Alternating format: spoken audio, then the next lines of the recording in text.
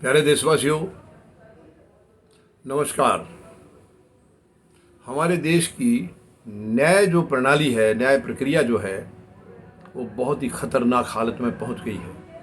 न्याय मिल नहीं रहे हैं। अब इसके लिए कौन दोषी है? क्या अदालतें दोषी हैं, सरकार दोषी हैं, या इस देश का कानून दोषी है?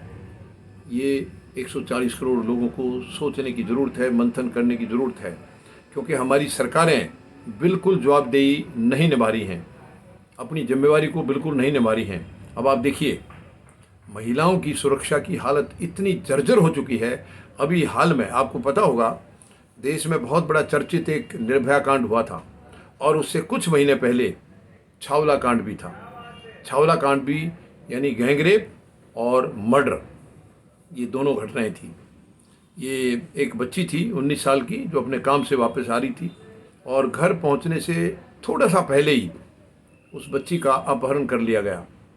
उसके बाद बलात्कार किया और उस बच्ची का मर्डर कर दिया गया। 3 दिन के बाद बच्ची की लाश मिली थी हरियाणा के रेवाड़ी से, और वो भी क्षतग्रस्त हो कर रखी थी। बहुत बुरा हाल था। यानी बच्ची की आंख में तेज़ाब डाला गया था, और बच्ची के प्राइवेट पार्ट्स में बोतल शराब की जो है वो तोड़ करके वो घुसाई गई थी। कितनी शर्म की बात है, कितनी दर्दनाक। और इसके बावजूद जब उनको फांसी की सज़ा हुई है, अब वो बरी कर दिए गए हैं। बहुत इसकी शुरू से जांच से लेकर के आखिर तक इसके अंदर हालात बहुत ही गलत तरीके से चले गए हैं। यानी माननीय सर्वोच्च न्यायालय ने भी सवाल उठाए हैं कि जो लोअर कोर्ट और हाई कोर्ट के जो जजेज हैं, वो एक जो निष्क्रिय अंपायर होता है उसकी तरह बैठ करके नहीं देख सकते हैं। उन्हें प्रक्रिया को पूरी तरह से जांच के दायरे से, जांच के उससे प्रक्रिया से घुसाना निकालना, उसके दौर से पार कराना पड़ता है। लेकिन इस केस में ऐसा नहीं हुआ, ये माननीय सर्वोच्च न्यायालय ने कहा है।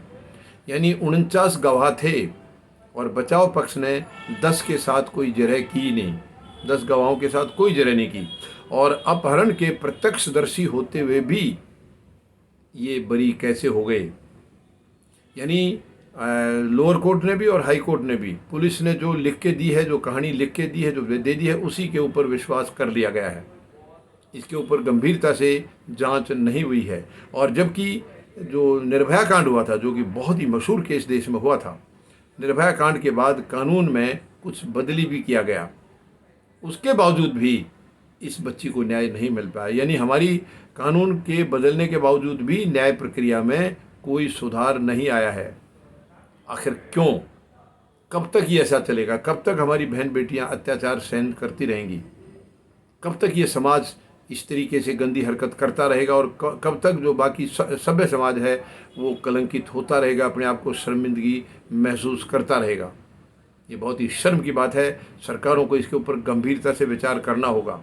अभी 15 अगस्त को 11 दोषी जो बिल्किस बानो के थे, उनको भी ऐसे ही रिहा किया गया था। बहुत ही शर्मनाक। वो केंद्र सरकार ने किया था, जबकि केंद्र सरकार ने इसके लिए बिल्कुल भी कुछ नहीं कहा कि हमने किया था। शर्मनाक है।